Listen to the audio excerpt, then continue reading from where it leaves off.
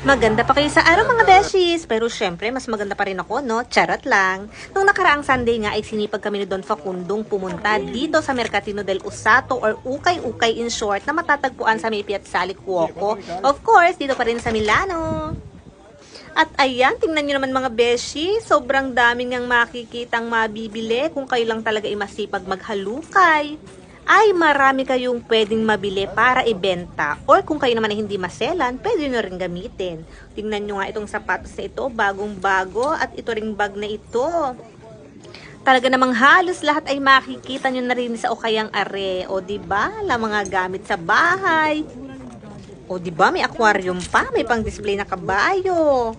At nang hinayang pa nga ako din sa Borsang Are, 10 euro lamang, hindi ko pa binili mga beshies. O itong pants ito ay bagong-bago.